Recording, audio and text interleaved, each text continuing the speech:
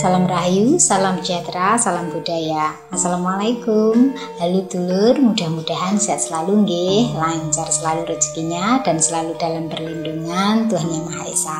Amin. Dulur, kali ini kita ngobrol santai nggih mengenai pemilu, karena sebentar lagi kita akan merayakan pesta demokrasi. Bagaimana dulur, sudah mantap belum dengan pilihannya atau mungkin masih ragu dengan pilihannya? Nah, kali ini kita ngobrol santai nggih mengenai siapa yang pantas Anda pilih sebagai calon presiden 2024. Mungkin apa yang saya sampaikan ini bisa menimbulkan pro dan kontra nggih dulur. Tapi jika pemikiran saya ini tidak sesuai dengan Anda, silakan tinggalkan saja nggih. Diabaikan. Tapi saya tidak akan menunjukkan atau menonjolkan bahkan mengunggulkan salah satu paslon presiden yang terpilih. Akan tetapi saya lebih memberikan gambaran sedikit saja bahwa siapa presiden yang pantas Anda pilih. Di video sebelumnya saya sudah pernah membuatkan mengenai usia masa kejayaan presiden. Di antaranya ketiga paslon tersebut. Monggo jika panjenengan ingin tahu siapa yang jaya di tahun ini, di usia beliau pada saat ini, silakan disimak, linknya ada di deskripsi di bawah ini. Tentunya kebanyakan panjenengan sudah tahu nggih visi, misi, tujuan kedepannya 5 tahun mendatang Indonesia akan seperti apa dan dibawa kemana dari tayangan di media-media mengenai debat capres dan cawapres dan juga kampanye-kampanyenya. Nah, dari situ panjenengan bisa mengambil kesimpulannya sendiri nggih. Nah, seperti apa? Jadi dulur, gunakan hak pilih Anda secara bijak. Ingat, suara Anda itu sangat berharga.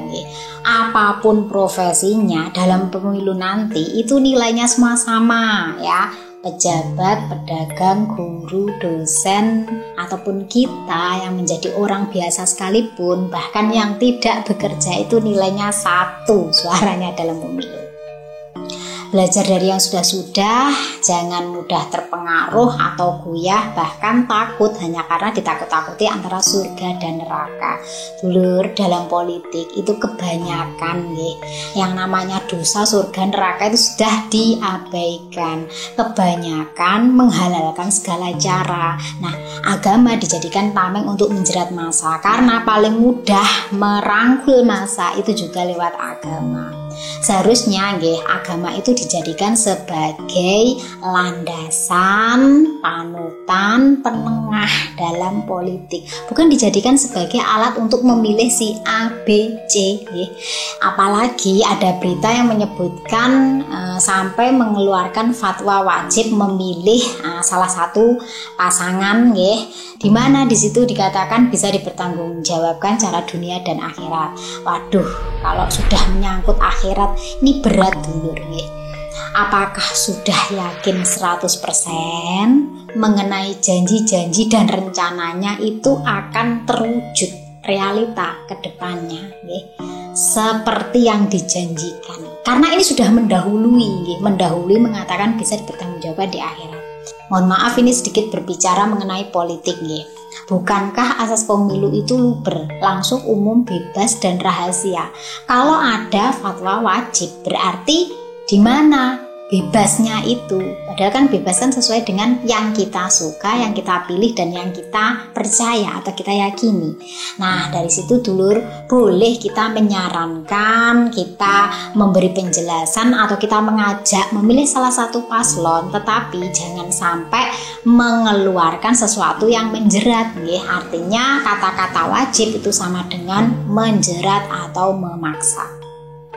Lalu bagaimana kalau bingung menentukan pilihan yang terbaik? Nah, itu boleh Anda mengikuti anjuran ulama, anjuran guru, anjuran keluarga, atau orang yang Anda percaya bahwa tahu kalau itu yang terbaik. Tetapi tidak boleh mewajibkan. Wajib itu kewajiban Anda pada Tuhan, sedangkan memilih itu hanya bersifat keduniawian ya. Jadi tidak ada istilah wajib, kan di situ sudah disebutkan bebas. Dari sini lo nanti juga pasti ada yang bilang, Mbak, agama kan juga harus ikut politik supaya tidak dipolitiki. Oke, baiknya agama itu ikut politik supaya politiknya itu beragama, bukan agama dijadikan politik, dijadikan alat politik atau lemee politik. Bisa dibedakan nggih?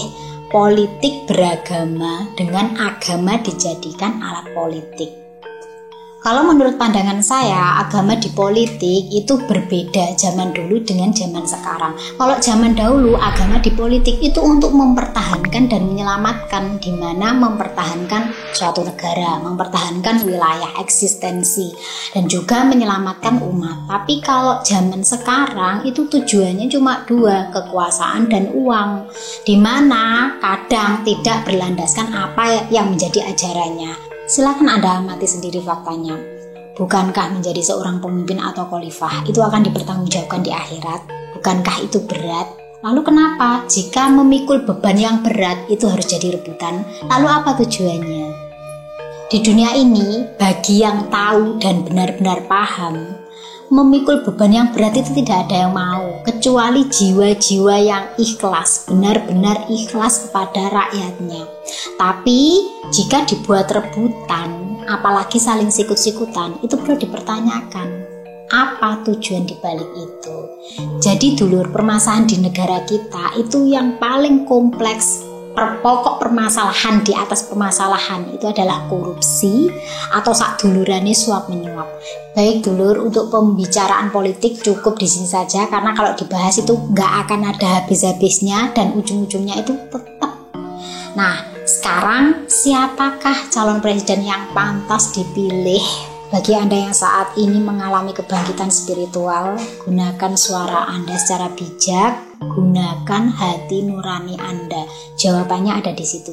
Dulur, ketika Anda bingung menentukan pilihan tetapi Anda tidak ingin salah pilih, maka bisa melakukan istikharah, di mana di situ jawabannya berupa kemantapan hati atau bisa lewat mimpi. Nah, kalau ini Anda jika takut dipertanggungjawabkan di akhirat, maka itu jawabannya langsung dari Tuhan, nggih. Jadi tidak terpengaruh oleh siapapun, karena hati nurani Anda itu lebih jujur dari siapapun. Orang lain bisa berbohong, semuanya bisa berbohong, tapi tidak dengan hati nurani Anda, apalagi ketika Anda mengalami kebangkitan spiritual. Bagi Anda yang bisa mencerna apa yang saya sampaikan ini dengan menggunakan jiwa spiritual Anda, pasti tahu dan paham apa yang saya sampaikan. Di sini sama sekali saya tidak mengarahkan pada salah satu paslon, tapi lebih tepatnya saya lebih menggugah nurani Anda. Dari pembahasan ini juga pastinya nanti ada yang ngeyel, siapapun presidennya, yang jadi kuli tetap kuli, petani tetap petani, tukang becak tetap tukang becak, terus pedagang tetap pedagang. Nggih dulur, memang tidak akan merubah Anda dari kuli bisa menjadi jutawan misalnya. Tapi lebih tepatnya hasil kerja keras Anda itu bisa dirasakan. Misalnya harga beras yang tadinya hanya 10.000 kemudian bisa menjadi di bawahnya atau lebih di atasnya. Ini cukup berpengaruh kan pada penghasilan Anda. Nah, untuk itu dulur, jangan pernah berpikiran bahwa pergantian presiden juga menjadi pergantian status Anda. Tapi lebih Anda rasakan adalah penghasilan Anda bisa Anda gunakan untuk apa saja ketika terjadi perubahan kebijakan. Nah, sekian yang bisa saya sampaikan. Mudah-mudahan panjenengan paham dengan maksud saya, nggih. Tentunya yang menyimak dengan pendalaman wawasan pasti tahu apa maksud saya. Saya Fitrika, salam rahayu. Wassalamualaikum warahmatullahi wabarakatuh.